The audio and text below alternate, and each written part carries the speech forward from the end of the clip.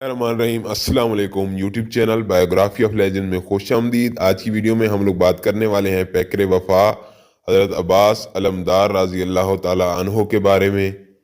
ولادت باسعادت، اللہ تعالیٰ نے حضرت علی کرم اللہ وجہہ کو 4 شعبان 26 ہجری میں مدینہ منورہ میں نہایت ہی خوبصورت فرزند سے نوازا، جس کا نام آپ نے عباس رکھا۔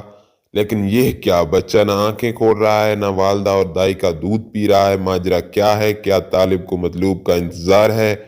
کیا عباس اپنے امام مرشد کا انتظار کر رہا ہے؟ جب امام علی مقام حضرت امام حسین رضی اللہ تعالیٰ عنہ کو یہ خبر ملی تو آپ ام البنین کے پاس تشریف لائے، اپنے بھائی کو آغوش امامت میں لیا۔ کان میں اذان و اقامت کے ہی تو عباس رضی اللہ تعالیٰ عنہ نے فوراً آنکھ کھول دی اور سب سے پہلے نظر اپنے امام مرشد کے چہرے پر ڈالی، اور پھر امام علی مقام نے عباس رضی اللہ تعالیٰ عنہ کے منہ میں اپنی زبان عطر دی تو حضرت عباس نے اسے چوسنا شروع کر دیا۔ یہ ہے طالب اور مطلوب کی ازل کی محبت۔ حضرت امام حسین نے ہی حضرت عباس کی پرورش فرمائی۔ حضرت عباس بعد میں ابو الفضل اور علمدار کربلا کے نام سے مشہور ہوئے۔ آپ ائمہ کی اولاد میں اعلیٰ مقام و مرتب رکھتے ہیں، اور اسی مرتبت کی بنا پر محرم کا 9واں دن آپ سے مخصوص کیا گیا ہے، اور آپ کو ادب، شجاعت اور سخاوت کا مظہر، وفا کا پیکر اور امام معصوم کی اطاعت میں نمونہ کاملہ سمجھا جاتا ہے۔ عباس کے نام کے معنی کیا ہیں؟ نہیں جانتا کہ عباس کو زیادہ غصہ دلانے والا معنی کروں یا نہیں، کیونکہ آپ ہی تھے کہ دشت کربلا میں دشمن آپ کے وجود سے غصے میں آ جاتا اور نام عباس ان کے چین اور سکون کو چھین لیتا تھا۔ البتہ اہل لغت نے عباس کا ایک اور معنی بیان کیا ہے، وہ معنی بھی حضرت عباس رضی اللہ تعالیٰ عنہ کے لیے مناسب اور موزوں ہے۔ اس معنی کے مطابق عباس اس شیر کو کہتے ہیں جس کو دیکھ کر دوسرے شیر بھاگ جاتے ہیں، اور یہ منظر تراتف میں سب نے دیکھا ہے۔ اس کے بعد جو ہے حسب و نسب آ جاتا ہے۔ حضرت عباس رضی اللہ تعالیٰ عنہ ان خوش قسمت افراد میں سے ایک ہیں جن کو عالم انصاب میں وہ برتری حاصل ہے جو کم ہی کسی کو حاصل ہوتی ہے۔ وہ والد کی جانب سے علوی و ہاشمی ہیں جو شرف و کرامت میں بے نظیر ہیں، اور آپ رضی اللہ تعالیٰ عنہ کی والدہ فاطمہ بنت حزام بن خالد جن کا لقب ام البنین، جن کا خاندان شرافت و پاکی، سخاوت و شجاعت اور مہمان نوازی میں عرب کے قبائل کے درمیان زمان زد عام و خاص تھا۔ حضرت عباس رضی اللہ تعالیٰ عنہ فضائل و کمالات کو ان دو خاندانوں سے ورثے میں پایا تھا۔ دین کے ساتھ وفاداری۔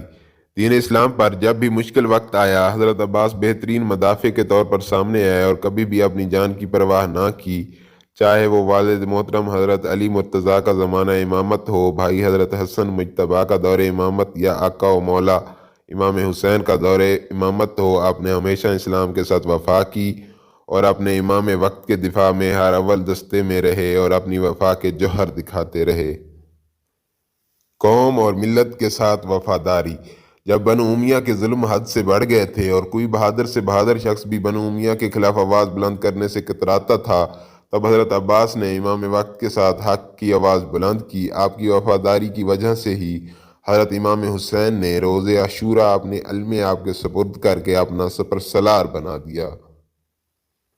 ملک اور وطن کے ساتھ وفاداری۔ دور خلافت بنو امیہ میں مملکت اسلامی کے خزانے اپنے من پسند لوگوں میں تقسیم کیے جا رہے تھے، اور جو لوگ مسلمان اہل بیت کے ساتھ تھے ان کی زندگیاں ان پر تنگ کی جا رہی تھی، ان سے ان کی زندگیاں جینے کا حق بھی چھینا جا رہا تھا، اور اسلام کی خدمت کرنے والوں کو وطن سے نکالا جا رہا تھا۔ اس وقت حضرت عباس جیسے لوگ اگرچہ تعداد میں کم ضرور تھے، مگر وہ ہر حالات میں اپنے امام کے ساتھ کھڑے تھے اور ملک و وطن کی خاطر ہر قسم کا خطرہ مول لینے کے لیے تیار تھے۔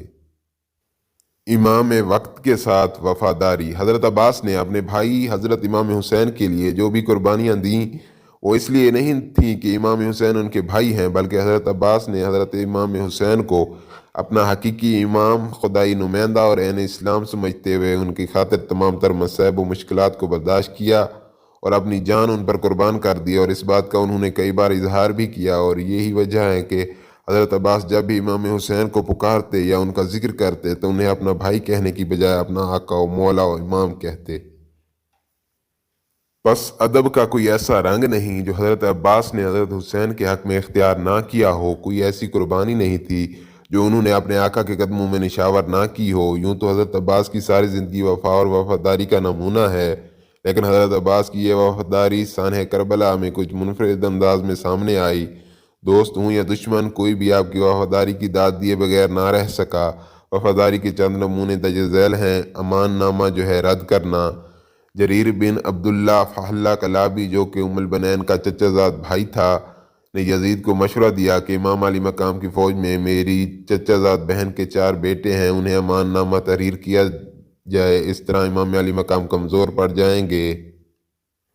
شمر جو ان کے خاندان سے تھا ہاں میں ہاں ملائی۔ اس طرح جریر بن عبداللہ فہلہ کلابی نے امان نامہ حاصل کر کے اپنے غلام عرفان کے حوالے کیا اور کہا کہ یہ امان نامہ ان کے حوالے کرنا اور ان 4 بھائیوں کے علاوہ کسی کو اس کی خبر نہ ہو۔ عرفان یہ امان نامہ لے کر کربلا پہنچا اور حضرت عباس کے حوالے امان نامہ کیا تو آپ نے عرفان سے کہا، ہمارے مہربان جریر بن عبداللہ سے کہہ دو کہ ہم ایسے نہیں کہ ابن زیاد کے سائے امان کی چھاؤں میں بیٹھیں۔ اللہ تعالیٰ کی امان ہمارے لیے کافی ہے اور ہم وہی چاہتے ہیں جو خدا چاہتا ہے۔ شب عاشوراء کو اعلان وفاداری۔ شب عاشوراء حضرت امام حسین نے سب کو خیمے میں جمع کیا اور سب سے فرمایا کہ یہ قوم صرف میرے خون کی پیاسی ہے، اگر آپ لوگ جانا چاہتے ہیں تو آپ سب کو اجازت ہے۔ پھر آپ نے چراغ گل کر دیا اور یوں سب کو بھاگنے کی بہترین فرصت فراہم کی۔ لیکن قربان جائیں حضرت عباس کی وفاداری پر کہ تاریکی کا سکوت توڑ کر سب سے پہلے آپ نے اپنے عہد وفا کو پورا کرنے کا عزم ظاہر کیا، اور جب امام علی مقام نے چراغ روشن کیا تو سب ساتھی اپنی جگہ پر بیٹھے تھے۔ نہر فرات پر وفاداری کی انتہا۔ جب علی اکبر شہید ہوئے تو حضرت عباس نے کئی بار جنگ کی اجازت طلب فرمائی۔ ہر بار امام علی مقام یہ فرماتے کہ تو میری فوج کا علمدار ہے، اگر تو جائے گا تو میری فوج کا کیا بنے گا؟ حضرت عباس ہر بار رک جاتے۔ جب آپ کو معلوم ہوا کہ بچے پیاسے ہیں، پانی کی سخت ضرورت ہے، تو آپ جو ہے امام علی مقام حسین پاک کے پاس گئے اور پانی لانے کی اجازت طلب کی۔ آخر امام عباس کو اجازت دیتے ہیں کہ جاؤ پیاسوں کے لیے پانی لے آؤ۔ سب سے ملنے کے بعد عباس رخصت ہوئے، دریا فرات پر پہنچے، مشکیزہ بھرا مگر پانی نہیں پیا، اس خیال سے کہ آقا اور آقا زادیاں پیاسی ہیں تو میں کیسے پانی پی سکتا ہوں۔ پھر مشکیزہ لے کر خیموں کی جانب بڑھے مگر ظالموں نے آپ کو شہید کر دیا۔ حضرت عباس کی وفاداری پر دشمن کا اعتراف۔ حضرت عباس کی وفاداری اتنی عظیم تھی کہ ان کا بدترین دشمن بھی ان سے انکار نہیں کر سکا۔ جب غارت شدہ وسائل کو شام میں یزید کے پاس لے جایا گیا، ان وسائل میں ایک بڑا علم بھی تھا جس کا کوئی بھی حصہ تیروں اور تلواروں کے نشانوں سے خالی نہیں تھا، لیکن اس علم کا دستگیرہ قبضہ بالکل سالم تھا۔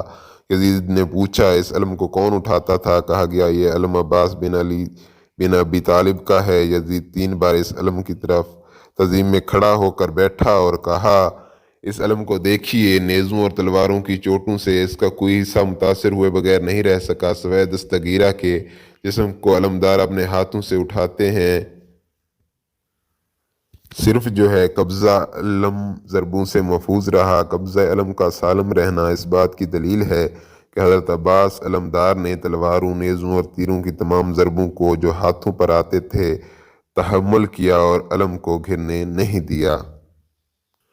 جناب عباس نے ان بلند ترین مقاصد اور عظیم ترین اصولوں کی خاطر شہادت کو گلے لگایا کہ جن کی خاطر امام حسین نے قیام کیا تھا۔ پس جناب عباس نے انسانیت کی آزادی، عدل و انصاف کے فروغ، لوگوں کی فلاح و بہبود، قرآنی احکام کی نشر و اشاعت اور پوری انسانیت کو ذلت کے گڑھے سے نکال کر عزت و شرف اور سعادت دلانے کے لیے اپنے بھائی و آقا امام حسین کی خاطر شہادت کو اختیار کیا۔ جناب عباس پوری انسانیت کے لیے بھیجے گئے خدائی دستور اور زمین کی ترقی کے لاہ عمل کی خاطر میدان جہاد میں اترے۔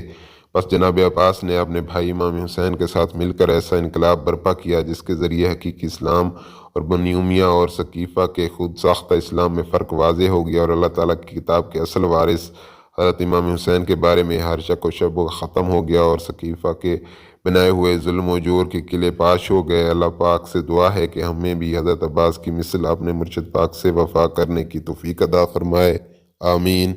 اگر ویڈیو پسند آئے تو ویڈیو کو لائک کریں، چینل کو سبسکرائب کریں۔ ملتے ہیں ایک نئی ویڈیو کے ساتھ، تب تک کے لیے اللہ حافظ۔